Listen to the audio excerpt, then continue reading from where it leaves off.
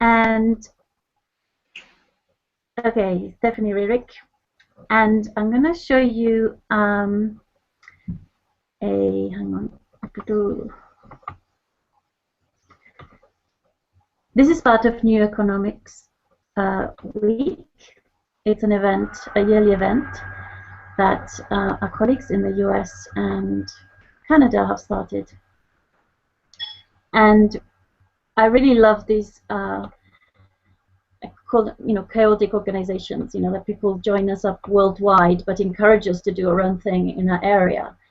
And they give us this protocol. And so the protocol is, in this case, is just New Economy Week, which is this third week of October, so second week of October. And they gave us some questions as well. And I'd like to focus on these because they're really appropriate to, I think, Stephanie's work down in Dane County in the US.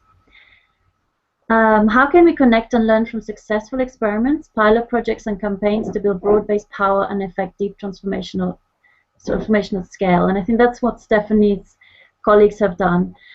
They seem to have reached a lot of people over many years, starting with time banking, I think, and have achieved some, what looks like broad-based power, community power. I'd like to hear more about the deep transformation, how deep you've transformed people's lives. And then how do we transition to a renewable economy without leaving the workers, young people, and communities most impacted by extractive industries behind? Now, this is a very important issue for a lot of very heavy industry areas, especially in the US.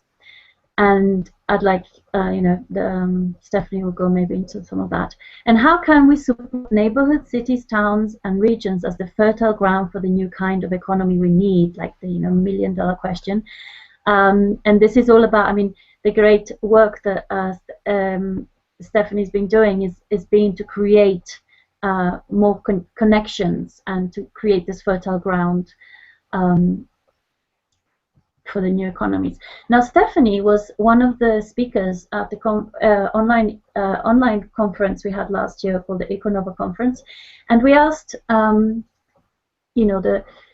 great pioneers in economics to tell us the 5 things they reckon are the most important things we need to work on to change the economy. And these are the 5 that Stephanie gave us: ground up regenerative economics, and that's what I really respect about her work. It's very much bottom up, it's very much grassroots work. She's very much not an academic, she's a musician who cares deeply about justice, and you can tell because it's qualitatively different. It's very effective. To be an activist, you have to have a very pragmatic, very artistic approach. You have to really flow with what's there and really listen and not be well, we'll talk about that because we both comfort with controlled chaos.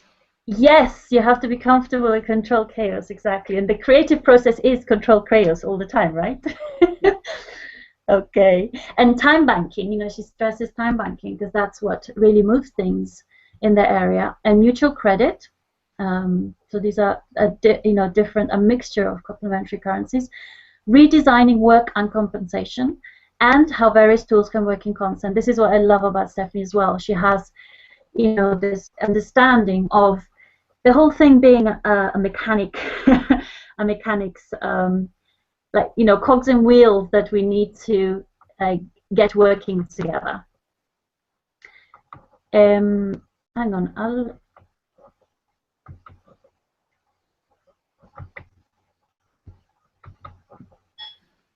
So thank you so much. What do you think about those questions? Juicy, huh? Oh, they're wonderful questions. And I would like to see more people ask those questions more seriously, more often. Yes. And this is, take the opportunity to have Stephanie here live to ask any questions. Any questions. There's no stupid questions, okay, or silly questions, and no previous knowledge required. There's a green button that you press, and we get the questions come up for us, and then we can. We've got and you can also introduce yourself, so we can say who you are. Would you like me to put the slides on now, or would you like to say something first? I want to know, like, your answer to these questions, whichever order you like. I'm fascinated by your work, and I actually don't know much about how it came together, and also what role you took in it, and how you worked together with people there. The nitty-gritty stuff. Okay. So do you want me to start with the story, how it came to be, and then I'll get into those questions? And tell me when you want the slides. Yes. Okay. The slides can wait a minute. So I'll just start with my own story and how I ended up in this racket. Which is, you mentioned already that I'm a musician, and that's what I would really love to do for my work full time, and have felt that way for a long time. Yes, I've been playing music since I was a kid, and then when I was a teen, I started getting really interested in social justice issues. I started volunteering with Amnesty International, and then when I was in college, I started working for Greenpeace. I ended up being the local office director here. Right around the time when a lot of Greenpeace offices were closing, including ours, I happened into a situation, just actually a lot because of the tight-knit nature of my neighborhood. I ended up becoming a co-owner of a small neighborhood coffee house, which I had never planned for my life, but it was something that sort of rolled along, came actually out of playing music at that coffee house and being good neighbors with the owner of the coffee house. It's got a cute name. What's it called? Mother Fools. Mother so she Fools. it, and I think it alludes to something of a wise fool kind of character. But all of those things, I realized our economy drives the absolute wrong direction. And and at a certain point too, people may or may not know. I mean, people must know that the United States has, I think we've surpassed China now. We have the highest rate of incarceration in the world. Oh, yeah. We have the highest racial disparities in our prison system. Wisconsin, where I live, is #1 in the country. Dane County in Wisconsin, which is sort of a progressive hub of Wisconsin, Dane County has the highest racial disparities in the state. So that was something I started really engaging with, and I forgot to mention this other part of my past, which is I was a co-chair of a local independent progressive political party. So I have been a political, social justice, environmental justice activist since I've been an adult.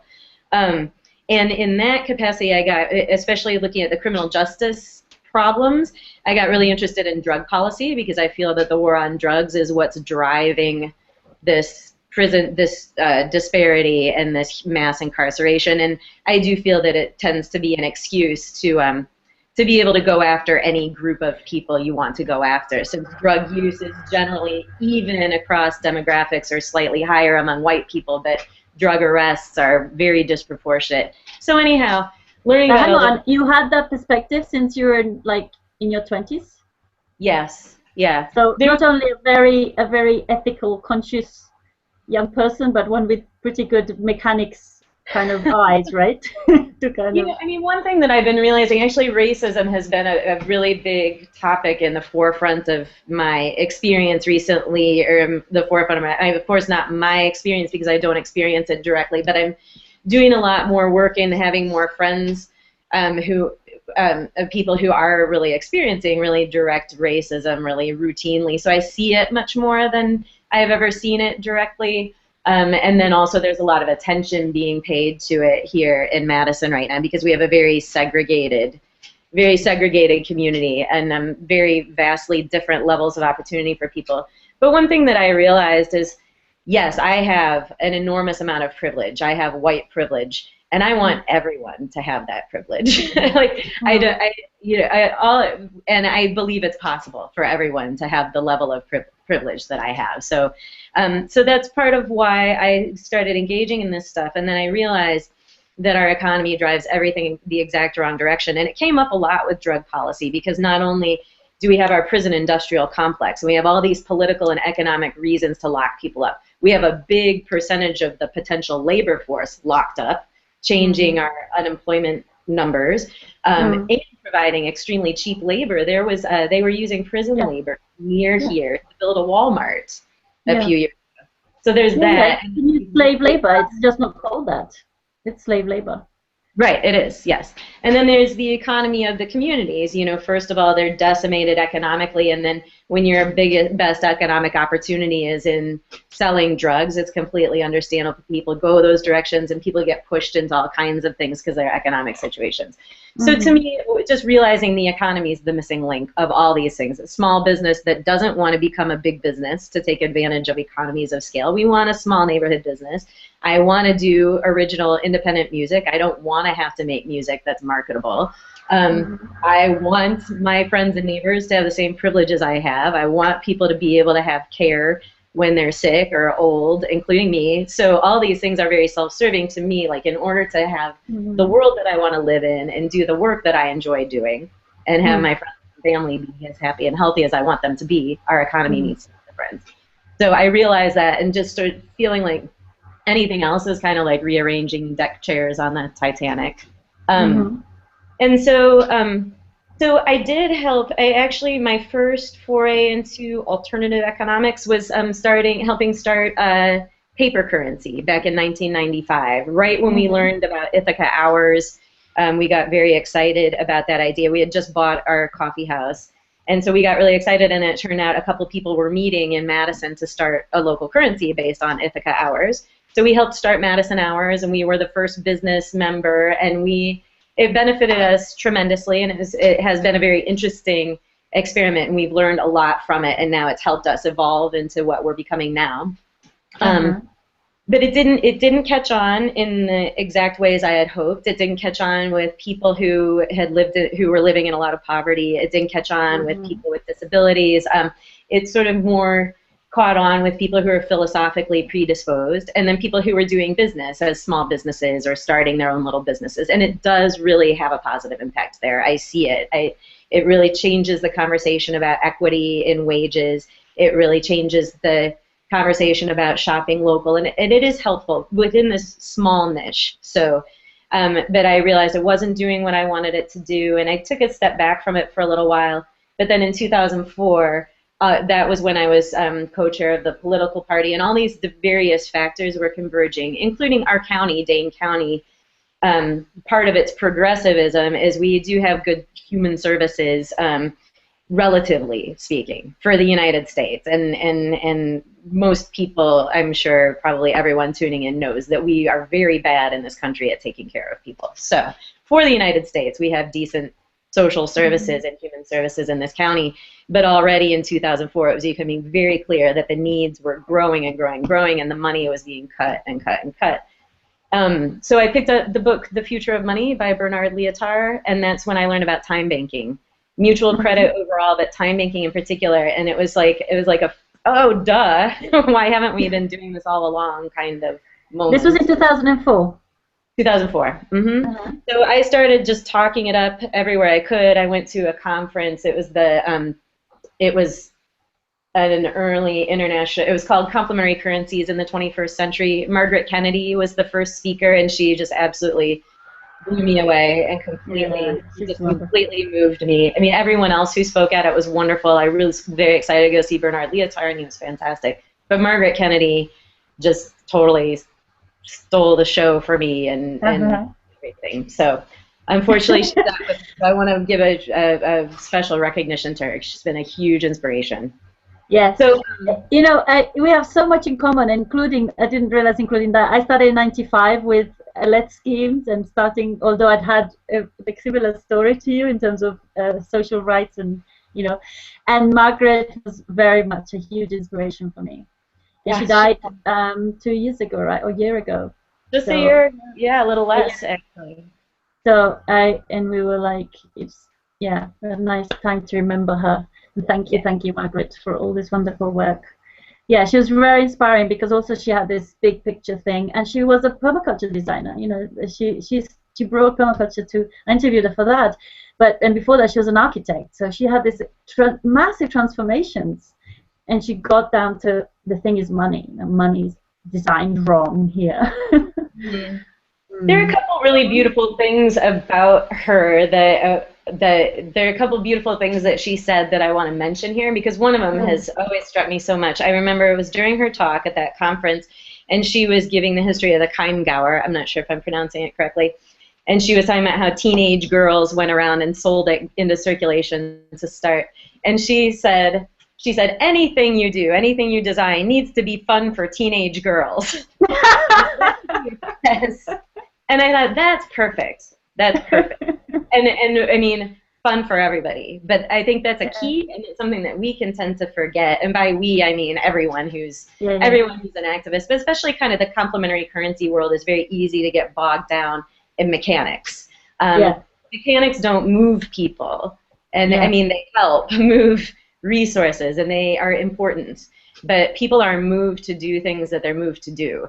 And a lot of times they're moved to do things because it's fun. They're moved to do things because of their relationships, because they want to honor their relationships with other people. And they're moved to do things because it appeals to their core motivations. And this will feed into when I talk about the approach we're taking and what we found works for us. To know what moves people, you have to first listen. You have to listen to the stories people are already living, and you have to maybe, you know, help them redesign the story, you know, because often it's a pretty horrible story. And so listening is a big thing, and that's why there's such a huge difference between like what academics think that complementary currencies in society do and what activists on the ground do, because actually then they're in touch with the people living these stories, and often there's such a big language barrier. Yes, it really can be. And I do think that's part of what we were experiencing with Madison Hours. And some of it, you know, if we were launching the same system now, we would probably do better at it. Although, as I get into when I start talking about design, I think that it's more appropriate to have that be a small piece of a bigger design. So the time hour stuff. Yeah, or the paper currency, the money related. So I'll just draw a really quick distinction between time banking. So in 2004, what we started was the Dane County Time Bank. We launched in 2005. Time banking is a form of mutual credit where you are just shifting credits between accounts for the exact amount of time that someone has spent helping you. So I teach a piano lesson for an hour, and I have an hour in my account, and I can get someone to come fix my computer. That person might take 3 hours to fix it, so then I have -2 hours in my account, and then I can go earn those helping someone move or cooking a meal for someone. So it's quite fluid, and it's just the credits represent work that's been done. So you always have exactly enough. You create them by doing the work. And to me, that is key. I think mutual credit is an absolute key, very elegant, simple, beautiful solution. And because of its elegance and simplicity, and especially time banking, which is more simple and streamlined, I feel like that is a key. And my experience has borne that out. The Madison Hours system is not a time bank, and it no longer exists. We've shut it down recently in a very coordinated, over 2.5 year span, got together and created a plan for moving into a unified system, and that's what's turning into. Give me an idea of the numbers. What kind of numbers did you have in the hours? Madison Hours had about 300 to 400 members in its heyday, and in lower periods had dozens of members, and even during times when there was really not much active organizing. At our coffee house one time, someone came in after we thought that Madison Hours wasn't even doing much. Sometime in the last couple of years, someone came into the coffee house and said, I want you to know I've been living off this. They've been living in a tent, were homeless and living in a tent in a park outside of town, and have really been using Madison Hours to get by. So it was lovely to know that that was there for them. Yeah. And then the time bank, again, it just has been more intuitive to people and easier for people to see how to plug in because it is that mutual credit and it's less tied to money and it imitates money less, and that's a strength. I believe that's a very important strength. So our time bank has about 2,500 members. Several hundred are active at any given time. So the key difference between Madison Hours is Madison Hours was a paper currency. We organized that as a cooperative, which I think was an important innovation that we made when we created it. And the governing body issues a certain amount. It's a paper currency, and one Madison Hour was worth $10. So you could pay it into a business and get $10 worth of goods. In the business, you record it just like cash. It's taxable. So all the legalities, you treat it like cash. The ways that it's like cash that make it less effective for what I want to do than time banking are it's scarce. you have to decide how much to issue. That's a very tricky question. I think anytime when you have to have a body of people deciding how much currency to issue, to me, that sets off a little bit of a warning, like maybe it's not quite what we're looking for.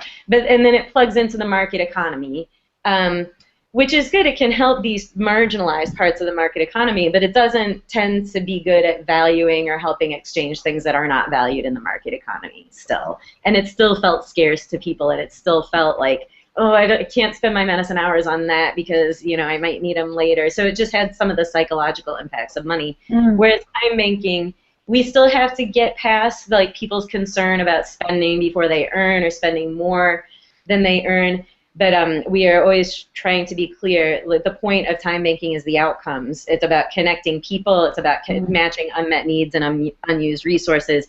And any total focus on the numbers in an account, to me, is getting away from the point and getting more into a capitalist framework. Because when we're thinking of the means of exchange as the goal, that is a form of that, I think. Yeah, but these mutual credit systems are a way of educating people away from that. I know my mindset completely changed about money after 6 months, a year of working with lead schemes and being a member.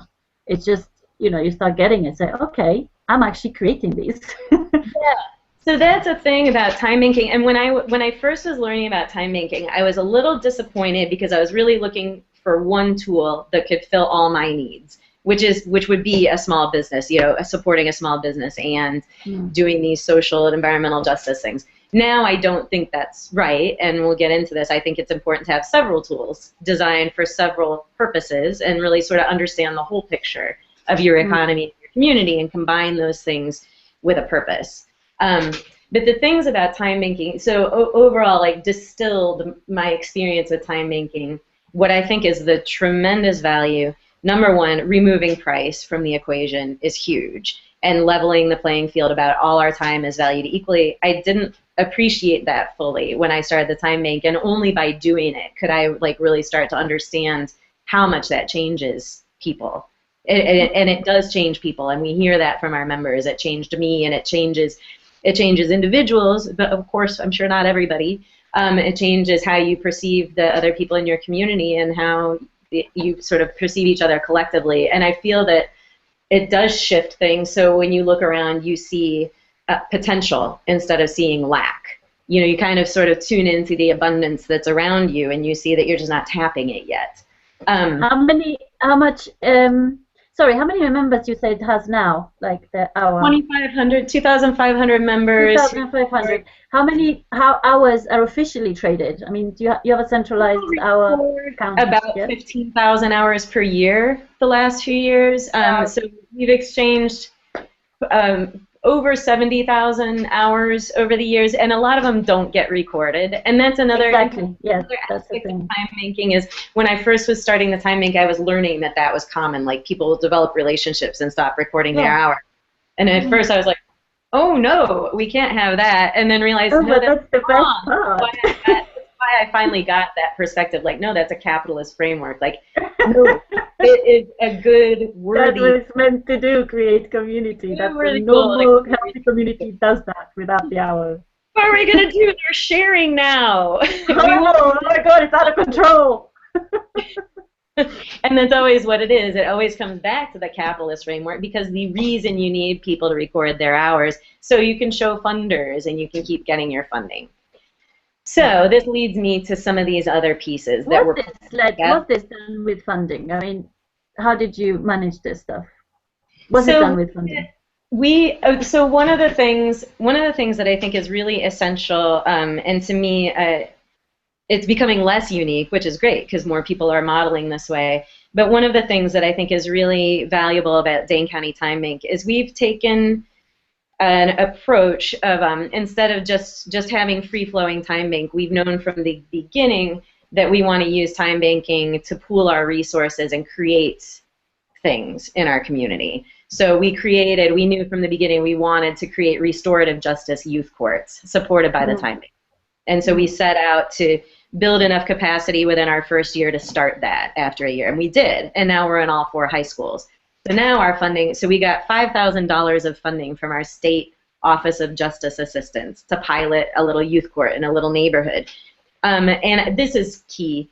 We could do that because we had a good relationship with a police officer who worked in that neighborhood, who had a good philosophy and cared about the kids and wanted some positive options. And that's a key to everything, is finding the people with common values in every sector of our society, especially police, military, and corporations, the sectors that you think aren't your natural allies. You have natural allies all everywhere, and most human beings are natural allies because most people really are tuned into most people really are tuned into basic human core values.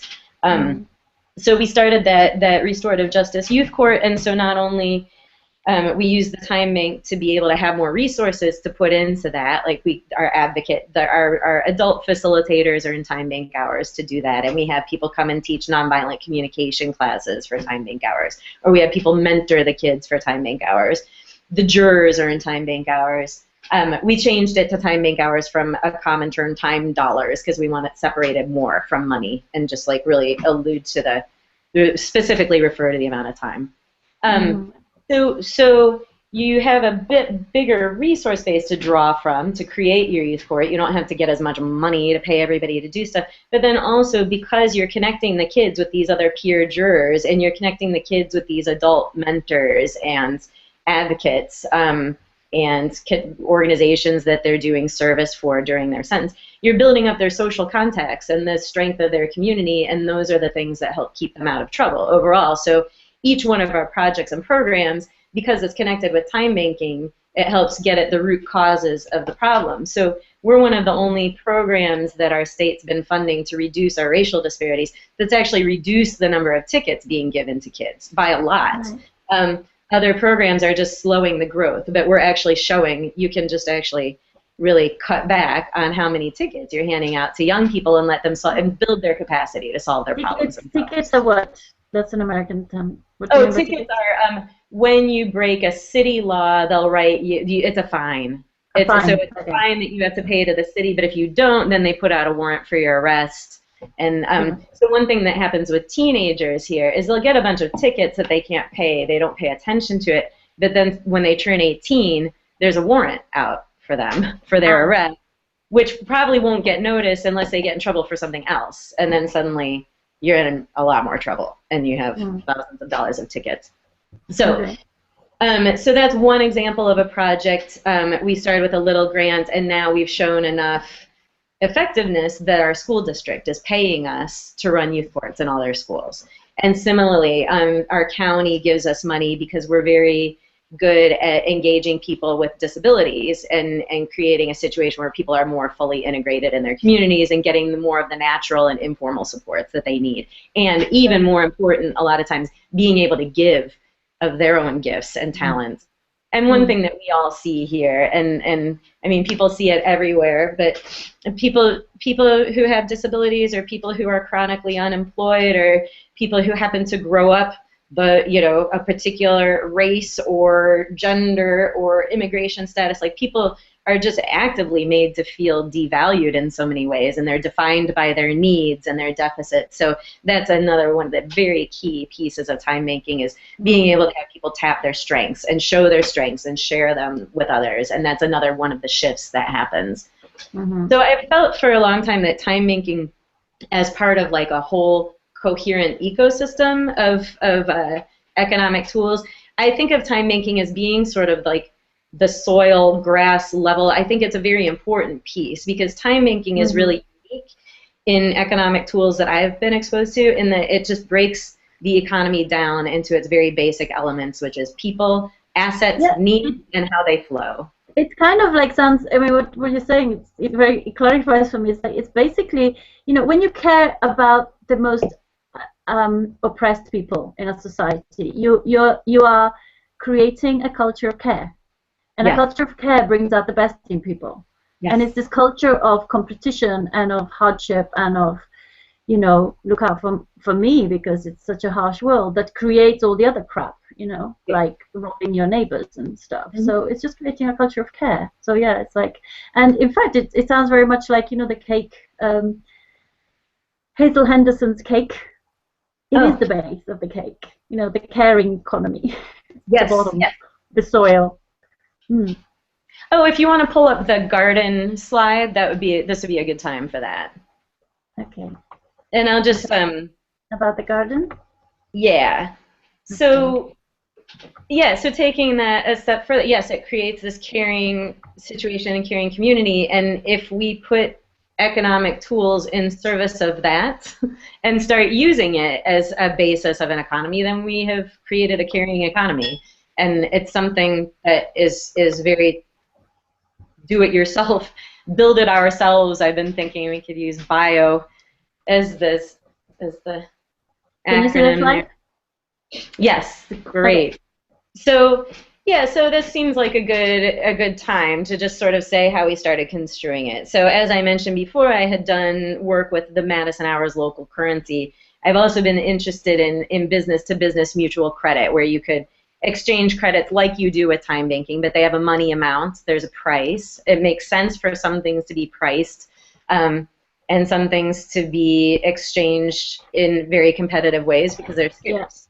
So that's we kind of developed a framework of looking at sort of like the food chain, levels of the food chain for different currencies. And what year was this? I mean, you set up the Time Bank in 2004, right? And then business to business? In what year? So we haven't yet created that. So we are on the cusp. Okay. Actually, our next step. I mean, we have the capacity to do that, but it's not the biggest priority right now. Okay. One difference between doing this and when we started Madison Hours is we started Madison Hours with an answer to a question that people weren't necessarily asking, and so we're asking a lot more questions and really getting a sense of the priorities and needs of the communities and what we need to start with. So we're actually starting with a different piece, which I'll explain in a minute. I mean, we have time banking, and we have all these projects with time banking. But then in terms of the next capacity we develop, we'll be looking at savings pools, community savings and investment pools. So that's a means of cooperatively managing money.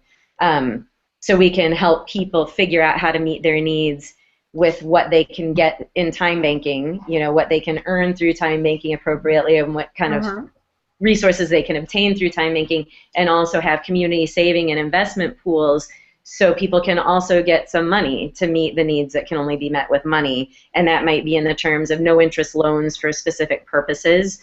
Here, healthcare rises to a high priority. It could be for gifts or grants or ways to fund community projects. So working on bringing. That's something else that's coming up. The banks, the little pools. And that's our next. I'm actually about to go to Mallorca, Spain, and really move much farther on that piece of it. So we really expect to be starting that here, hopefully within 6 months. And I'll explain how we expect to get there. So this garden thing, it's not the most beautiful looking thing, but it helps kind of show how I construe the different pieces. So with time banking, we started considering the photosynthetic level. Like you have your soil, and the nutrients are skills, talents, time, growing things, animals, buildings, old projects, failures, information, excess capacity, like anything that's your raw materials. And then time banking kind of helps grow that. That's the brown strip there. Yeah. And one of the things that I have realized over the last few years is I think that a lot of us have forgotten how to have a grand vision or a dream. Yeah. And that's one of the things that's important to me. I go back to Margaret saying that things need to be fun, and then I also feel like we need to help remind people that we can do much better than this, and we have, and we will again, and there are a lot of places that people are doing much better, but just remind people we can have a better vision than what we seem to be promoting. And this came up for me really hugely in 2011. There were enormous protests here in Madison. Some of you probably know about it, because we got a terrible governor who started really decimating all kinds of things, but really attacking organized labor. But we had protests for months on our Capitol, and we had hundreds of thousands of people on the Capitol But I realized, like, there were 200,000 people marching on our Capitol, and it sounded like their main request was for 40-hour-a-week jobs with good benefits for the state. And I just felt at the time, like, with 200,000 people on the Capitol, we can dream better than that. Right. Like, we don't need that. We're also kind of stuck in this. I view all these structures that we're under, including the nonprofit structure that we use, but nonprofit and corporate structures and our current economic structure, that all of these things are industrial age relics, and they were better suited to that. And yeah. Since the 1990s, I heard a lot of politicians here talking about the 21st century economy, and I never, ever have heard a vision advanced for that whatsoever that has any sort of traction. So we're making it now.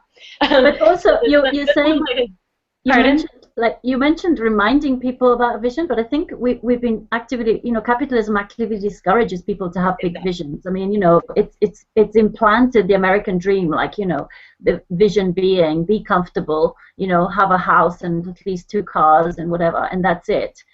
We're actually, there's a mechanics that actually stops us having visions. So we have to learn to have big visions, and it's scary. For a lot of people, it's really scary. So it's a big deal. But they're really important, because technically what we know about successful people and projects is the bigger the vision, the more exciting it is. This thing about how fun it is, the more likely it is to work as a kind of magnet to pull you along the road and get over the difficulties you find in the way. And we have lots of small visions, which are more like objectives, really. I want a car, or I want, a husband or a house.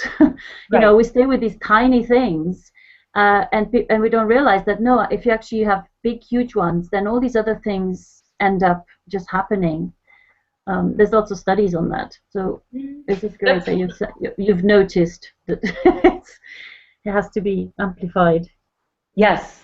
So, and actually, when you're mentioning that, an earlier effort of ours to help get people's vision sparked, I just put it in the chat, buildftw.org. It's for Build for the World. And we will keep this going. We're going to change how it's formatted over time. So all of our software tools are also in a very rough draft state, but we're about to connect with some other people around the world and really pull things together. So we should have better tools soon for helping communicate with people and helping connect people with each other.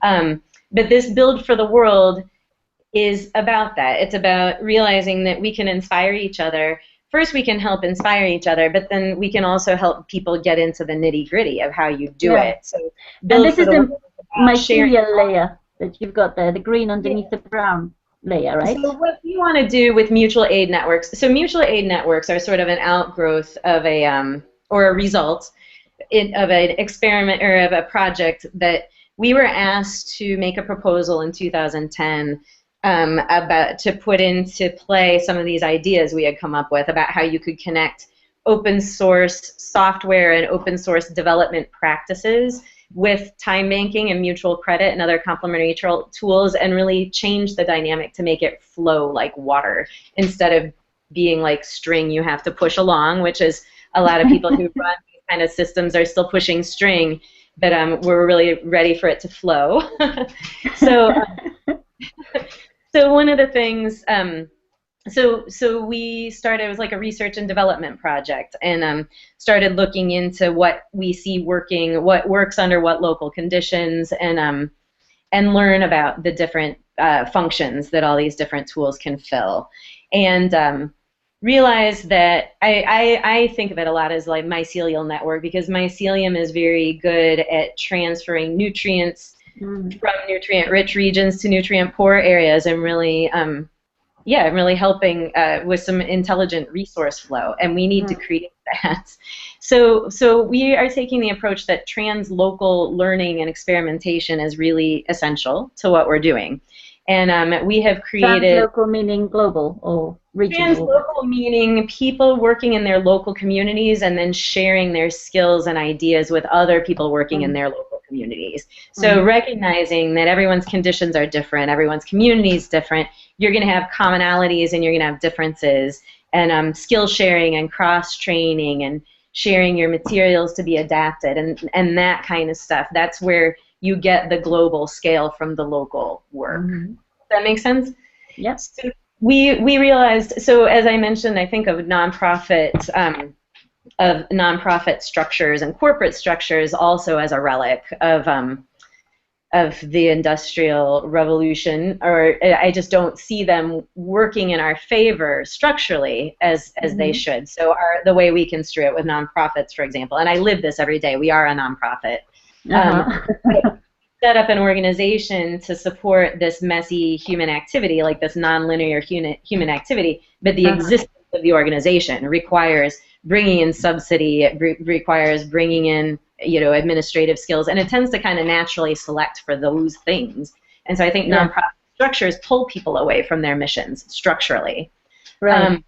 And so we created mutual aid networks. So this is the result, and I'll try to get it in a nutshell.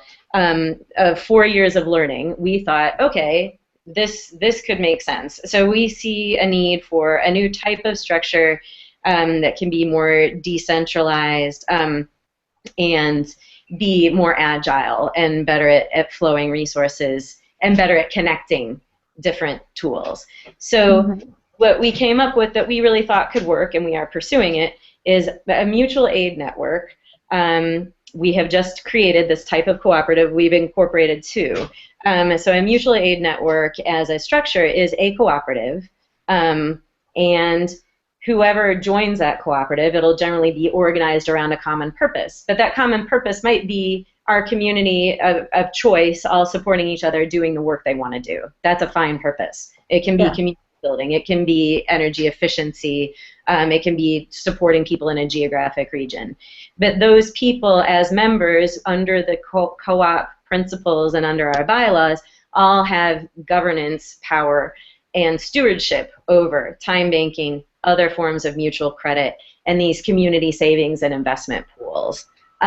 Plus maybe some other currency tools, and then another piece that we put in that we need to be explicit about is shared resources. Because it's very easy for us to get in a mode where we're always talking with an assumption that there's individual private ownership of everything, and we want to really pull back and realize some things are better shared. Yeah. So your group of your co-op stewards these resources in service of your common vision, and then we also will create project facilitation tools to help communities see how you can come together to help solve a community problem or create a community project and create a man around that. And then also assistance with budgeting, so we can help people really create a detailed budget and hold people's hand through a process where you see how you can reduce your need for money by building up these other community supports. So we're going to create some 3-year budgeting tools and experiment with it with a pilot group of people. So I'll be doing it. So essentially we're redesigning work by redesigning our own work lives and those of us around us, commissioning work from each other. So this is a piece that I really got from Charles Eisenstein, a number of his workshops that I've attended, which is recognizing that often it's easier to recognize the gifts in someone else and ask them to provide them than it is for people to say, I can do this, I'm talented in this way, because of people's kind of inherent modesty or inertia or various reasons. So in this mutual aid network context, we see ourselves like, I have this sort of resource base for my project that the cooperative has agreed to, and I'm going to go have my neighbor who's a videographer, I'm going to ask them to join in on this, and I'm going to offer to compensate them with some amount of time if they need money for a certain thing, and work it out through social agreements with the group. So we will be creating a lot of template agreements that other people can use. So the idea is like everything we do in any of the local communities that are working on this, we're documenting and sharing so everyone else starts at a higher baseline. So we'll have individual mutual aid networks. We incorporated our first one here in the Allied Drive neighborhood, which is an economically exploited neighborhood. Most people in the neighborhood are African American or Latino. And we have created the first mutual aid network here, and the goal is to develop a savings pool in the neighborhood that we use Right. to develop some shared resources. So initially, our focus is shifting a bit now because there's an emergency situation with food. Actually, we're going to host a town hall meeting tonight to help have our new multi-stakeholder co-op be able to respond to the fact that there's no food available in the neighborhood now. There's no grocery store, and the one place remaining that was selling something like food is leaving. But anyhow, so our first, what we started doing that we will take a detour from, but it'll show you how it works, is we had our utility company train 10 people to do peer in-home energy consulting. And so our plan was to start going door to door, invite everyone to join the co-op mutual aid network, and show them how they could put their time and talents in, sort of in a time banking kind of framework. But then also offer energy efficiency consultations. And then we were going to start award and incentive projects. So as people start to say, like, we'd track energy bills, and as people start to save money on their bill, have them give awards for investing a certain percentage into the neighborhood savings pool. And then people in the co-op have already decided the first order of business is to get a van through an agreement, or if we have to buy one, but I think we can partner with someone to get a van and use the pooled money to run a buying club, so people can go and get groceries together, and to take youth on outings, and to take people on medical transportation. So it's a way to grow your wealth because everyone's earning time bank hours to do this energy consulting work, but then that saves people money, and then you can start sort of creating some homegrown community wealth and develop some shared resources that way. Brilliant. And I wanted to give the example because it shows how the pieces fit, how you can use the time banking to grow sort of the more abundant resources into this economy, and then it kind of can grow some of the more scarce or refined is a strange word to use. It fits in the context that we're using, but to grow some of that other wealth that's a little harder to come by, which is the pooled money. How does it fit in this picture? So the mutual aid network is this mycelial network, would you say? And then then I didn't say about the other mutual aid network that we've incorporated is the Main Man. So the Main Man, I mean, actually there's mycelial network with both of them, but the Main Man is a co-op that we are just getting we just got our interim working board together. So we're just getting close to opening it for membership, and I really hope that everyone on here becomes a member of it. But it is a co-op, and then open to individual and organization membership, and so we will be connecting the different projects that I identify as mutual aid networks, and then also individuals. And this is an effort of ours to really concretely connect the thinkers, theoreticians, writers, designers, and people on the ground. So you might not have a local community that you're working with, but you might have a beautiful idea, or you might have a beautiful sort of software design that you created. And by having people together in this mutual aid network co-op, the Main Man, with a good communication tool, which we are building, and good ways to connect and share our projects, you would be able to find local communities that are appropriate for testing out your model, and they would be able to find you. And the whole thing is in the spirit and explicit agreement for open experimentation, because we also really need to reduce people's fear of failure and people's fear of taking risks. Yeah. The thing that I've been saying a lot lately is, if we want things to be different, we have to do things differently. People are very afraid to do things differently, and I understand how much is grilled into you your whole life. Don't be wrong, especially at school, but we need to change that and support each other. So the Main Man is about creating that mycelial network.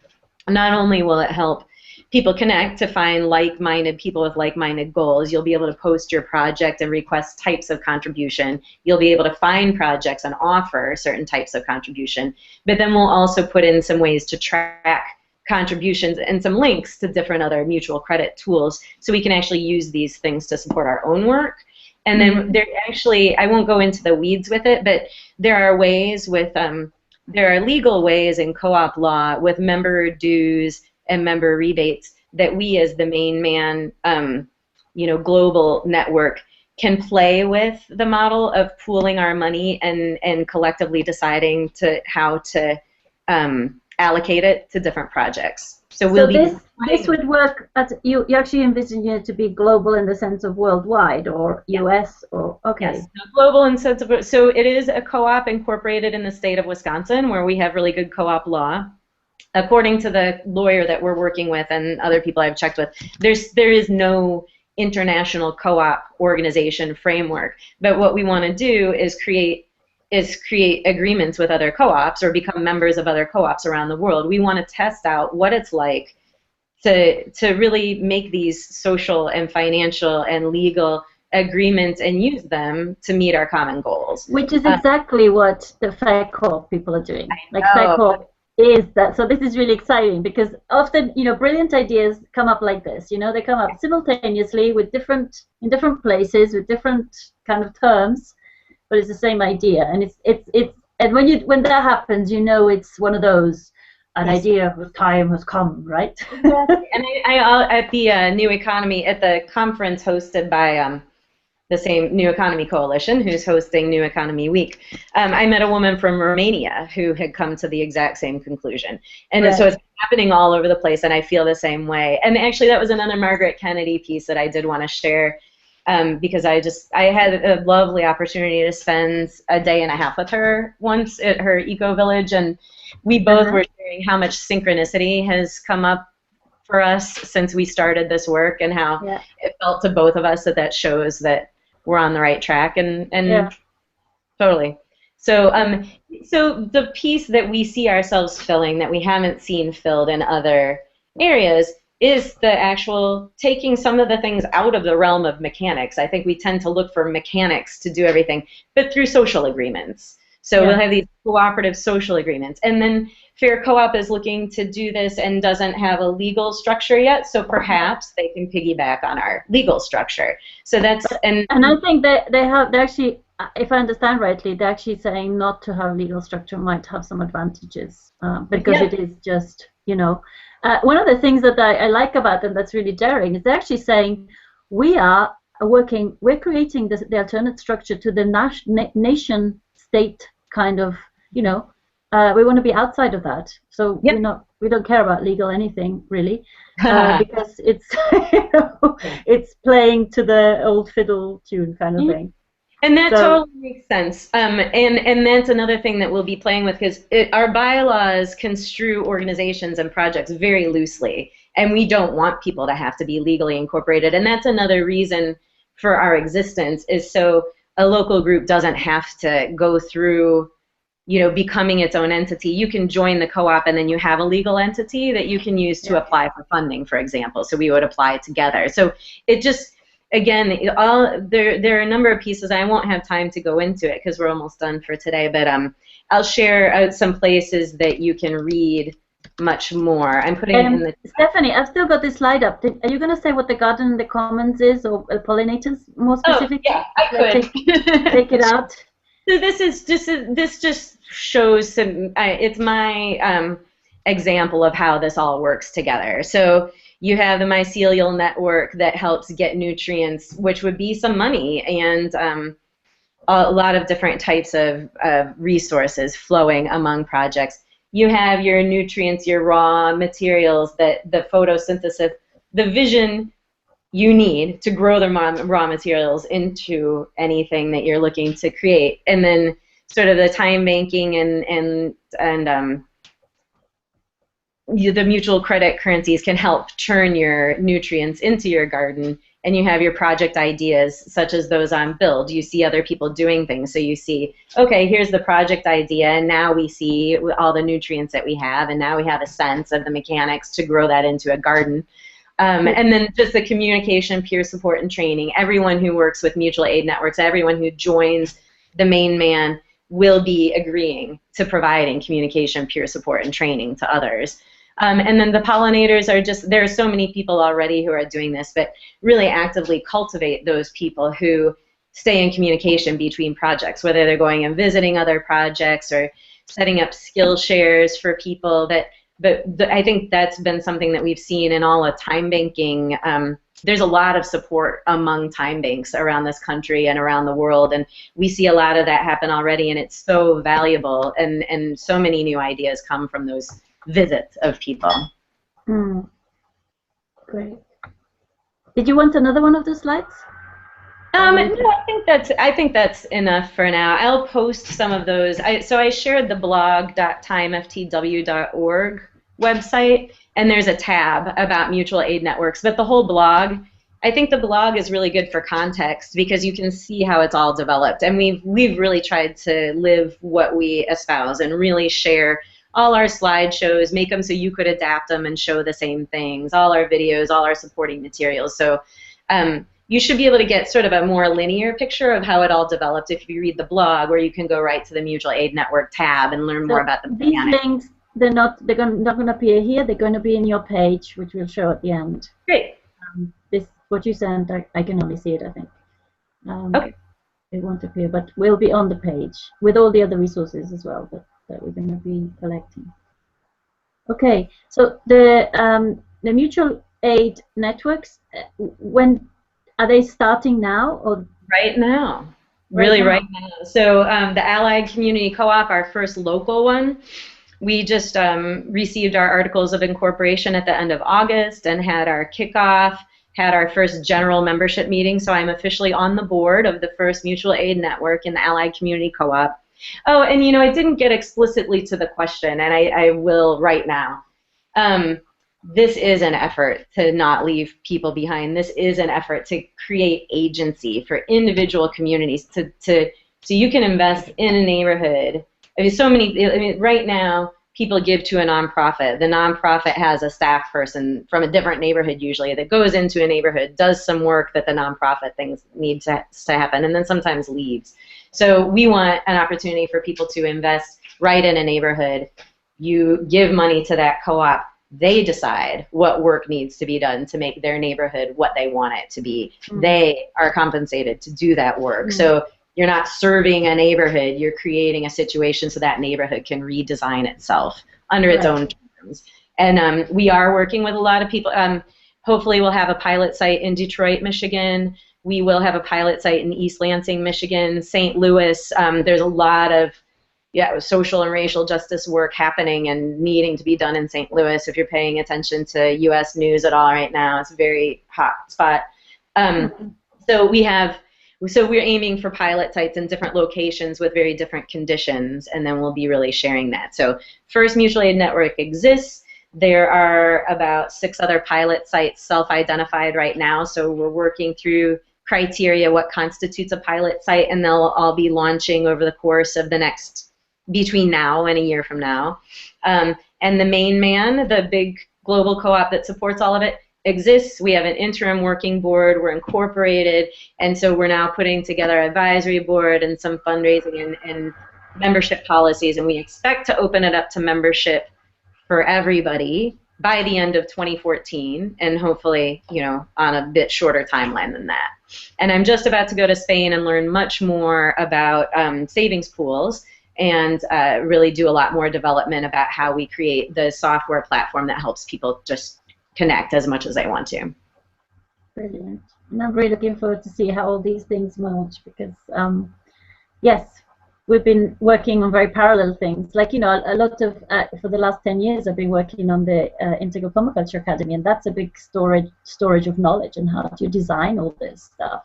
And it's, you know, it is a mutual aid network of a sort, and it's global. And, you know, the stuff they've been doing with FACORP is also a massive bank of knowledge. And they've been very effective at moving it around in a bioregion. And now they want to get that globally. So I'm really looking forward to, like, and this will also test, I think, you know, one thing, I don't know if you want to comment on this or how much you've seen, but, you know, it really requires a maturity, you know, different level of maturity than we've been working, a different level of like understanding of who we are, you know, and getting out of my project and, you know, me kind of individualistic mentality, which is the, you know, template of capitalism, basically. If we want a new society, we really have to get out of that totally and be really aware when we're doing it.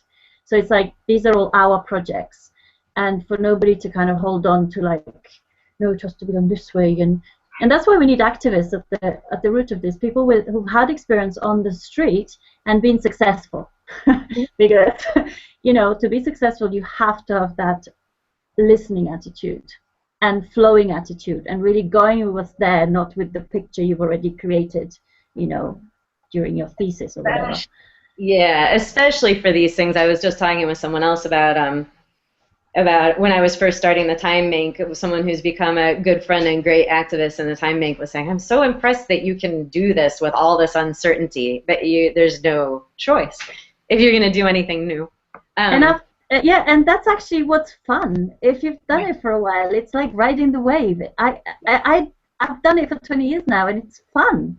And Yes. that's the thing. It's another species of people, you know? It's like, because if you've done it for a while and you have succeeded, it's like, this is so exciting. I mean, how could you do anything else? Don't you get bored not doing this? Right. And there's so many people, and I mean, this is another reason that I do this. Like, so I've always been a kind of entrepreneurial freelancer type, and so many people around me envy that, and envy that I get to do what I want to do with my time. And the trade-off is there's no security for that, and you're really on your own. And that is a part that I am attempting to remedy with the Mutual Aid Network. Create an opportunity for everyone to do that and hold their hands and have your pooled money so they can have some security, so they can know if I get sick, I do have this pool to tap into to cover my health insurance deductible, which fortunately not everyone has to deal with. But and then the other piece, when you said the cooperation and the new mindset and maturity, when you open your eyes and look around and start talking to people, it's so beautiful, because we have these sort of high-level tools that we want to create. But as soon as we put out the invitation and start talking to people about pilot sites, here's the person who's already created the game that helps you redesign your work life. She's in Chicago, has a game designer she works with. Here's the person who's doing the savings pool thing and creating software for time banks to use them. You know, it's all there. Yeah. It's all there. And I've started to feel like as soon as we connect up, it's done. I really... No, but I think it's as soon as you have that mindset of we, the bigger we, then you see these things. Mm-hmm. You don't even see them if you haven't got that eyesight. Yeah. That's so it the feels point. like we're ready to hook it up and plug it in and turn it on, and it's great. I mean, all of us. I don't mean just mutual aid networks. I mean, mutual aid networks, it shouldn't be a just, because the idea is eventually that every person on the planet could be connected with an initiative that they care about that could be linked with every other person via the various links in mutual aid networks. Like, that's the idea. The thing that and I remember ages ago when you were starting this Build for the World thing, and I've seen it in other platforms. It's like, but you know, it's designing for what we call holopticism. It's a kind of you know, how to get the right information so you don't get this information overload thing, because in a way internet has all these things. Yes. But you know, yeah, right. 3 years to sift through the way to distill it. Yeah, how do you make it, and also make it based on relationships, because that's how we learn. Yes. Yeah, to make it human, so that you don't get this information overload, and you get help in sifting through what you don't really need to know about right now. Right. So we'll be working on that, and inviting everybody to participate in working on that. Yeah. Okay, and that's the thing. What I'm really excited about is that, you know, I've been studying, like, you know, how you design for collective intelligence for many years. That's part of my work, and you know, it's to look at the models we have and actually apply them. Yes. And the knowledge isn't going through. You're not meshing a lot of this stuff, and right. It's just really exciting that if we have this another perspective, a bit of perspective, it's much easier to do it, and we could do it very fast. Yes. And I'm really excited that you're one of the people that, yes, is doing the turning on and plugging in stuff. Let's do it. Yes. Okay, thank you ever so much. Let's see if I got any questions. Sorry, I haven't looked at any questions, but I don't think so. Sometimes people tell me afterwards they didn't know where the button was. What green button? And I think, I have never seen the green button, but somebody tells me it's really simple. You just press the green button. You have 2 seconds to press the green button and ask a last question. Can you see a green button? I don't see a green button from this screen, but I'm sure the people who watch can. Thank you ever so much. Thank you. I'm going to put up the last slide, which is about where you can see we have a website. It's actually in the same window where you see the video somewhere that you can see. And Stephanie, you're going to send me some more stuff, right? I think you said. Hang on. This is the website that we've done for New Economy Week. So Mutual Aid Networks, this was Stephanie Rearick, and recording will be available on this page. Is Ecoinversión.net, New Economy Week / Mutual Aid. Okay, and the link is, where this video is, underneath this video somewhere as well. And you'll see other stuff that Stephanie's, the links you mentioned, and the blog where you can actually follow. So with the blog, we can actually follow this, how this Mutual Aid Networks things work, right? Yes, and please subscribe if you're interested. Yes, I definitely will, because I love these initiatives. I think, and sometimes they work, sometimes they don't, but it sounds like you've been at it for a long time, and you've made some experiments, and you're very keen to join up with Hendrik's team as well, and so we'll see what happens. Yes. Thank you so much. Thank you. It's been a pleasure. Yes, I really enjoyed it, and let's keep talking, because I want to join this thing, and we'll see how it works. Wonderful. Great. Take care. Bye-bye. Bye, everybody.